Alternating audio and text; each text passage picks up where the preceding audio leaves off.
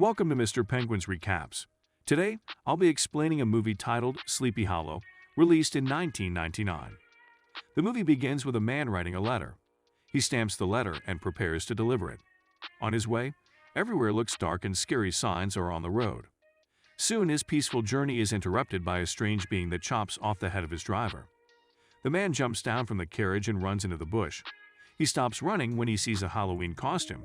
When he turns back, his head is cut off by the strange being.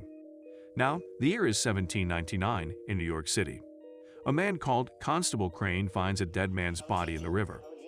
Constable Crane's superior orders the body to be burnt.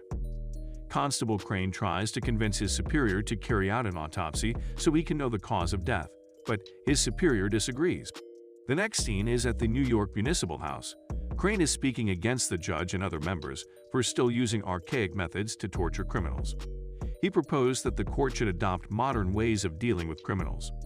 The judge did not take this well, so he transfers Crane to a town called Sleepy Hollow to apprehend a murderer that has been cutting off people's heads in the village.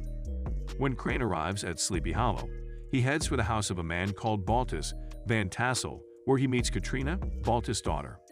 Crane is welcomed into Van Tassel's house. Moments later, Crane holds a meeting with Van Tassel and other notable members of the town. As Crane speaks, Van Tassel and every other person in the meeting look tensed.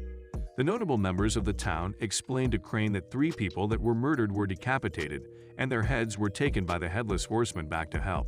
They further told him that the Horseman was a Hessian mercenary who was sent by German princes and was known for his love of carnage. The individuals believe that the Headless Horseman is a ghost who has come back to haunt the people of the town, but Crane doesn't believe this. The next morning, Crane is given a horse so he can move around easily. At that point, a villager cries out that the horseman had murdered another person in the town. Crane arrives at the crime scene and he's terrified by the sight of the body. He tells the town heads not to move the bodies in case of next time. Then Crane carries out a series of chemical tests and observations on the body. After the 4th victim's burial, the son of the victim, Masbeth, offered to be of service to Crane. Later, the Reverend secretly informs Crane that the victims were 5 and not 4. Very early the next morning, Crane gathers some men and they excavate the buried bodies of the victims. Joe notices an incision on the abdomen of one of the victims, and this makes him bring the body to the doctor's office. After performing several tests, Crane discovers that the victim was pregnant. That night, Crane has an encounter with Brom, Katrina's fiancé. Brom poses as the horseman and hits Crane with a Halloween mask to scare him. Crane is awakened by a nightmare. He gets out of bed to walk around the house. He meets Katrina reading in a room and discusses with her for a while. As he prepares to leave, Katrina gives him a book and tells him to keep the book close to him. Later that evening, Crane sees that the Reverend is trying to abscond from the town. He waylays him and asks him why he is running away. The Reverend replies that the town has no defense from the horseman. As they talk, the clouds change and the Headless Horseman appears on his horse and cuts off the Reverend's head right in front of Crane's presence. The next day, Crane is too terrified to step out of his room. Van Tassel enters the room and tries to calm Crane. Later that day, Crane summons courage and tells the noblemen of the town that he'll go into the western wood to search for the horseman's grave. Only Masbeth agrees to follow him. On their way, they come across a witch's hut and decide to go inside. The witch tells Masbeth to step out as she draws Crane to take a sit. Crane asks the witch if she knows the horseman. The witch performs some incantations, and that turns her into a different being. While she's manifesting her other being, the witch tells Crane where he can find the horseman's grave. Crane and Masbeth set out to locate the Tree of the Dead, one of the landmarks to locate the horseman's grave. On their way, Crane finds out that Katrina has been secretly following them. Masbeth locates the Tree of the Dead and calls Crane's attention to it. When Crane touches the Tree of the Dead, he notices that the tree bleeds whenever it is cut. He cuts the bark open and sees countless human heads in it. Crane digs up a grave close to the tree and sees the horseman's skeleton in it. Almost immediately, the horseman emerges from the Tree of the Dead and rides towards the town, and Crane follows him immediately. The Headless Horseman enters a household in the town and beheads the parents of a boy. Meanwhile, Brom and other men are keeping watch overnight. Brom hears the scream of the young boy and heads towards the house. Brom sees the Headless Horseman riding away from the house and shoots him. Brom engages in a fight with the Headless Horseman, But the horseman doesn't have the intention of killing him.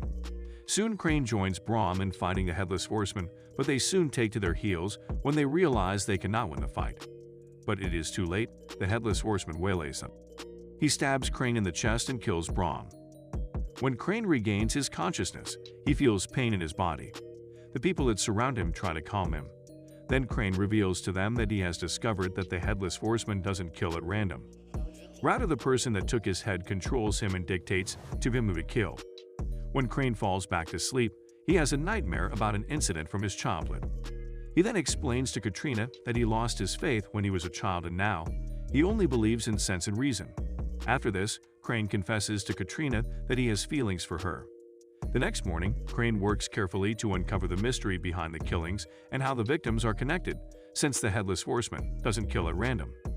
He soon discovers something and heads out to Notary Haddonbrook's place. At Haddonbrook's place, Crane joins the dots and discovers that Baltus Van Tassel is the one controlling the Headless Horseman.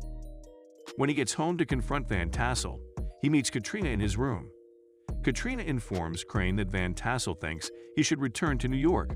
Moments later, Crane discovers a drawing under this bed, which means that someone has been casting spells against him. At midnight, Crane trails Van Tassel's wife as he sneaks out of the house to commit adultery. Crane is disgusted by what he saw, so he returns home.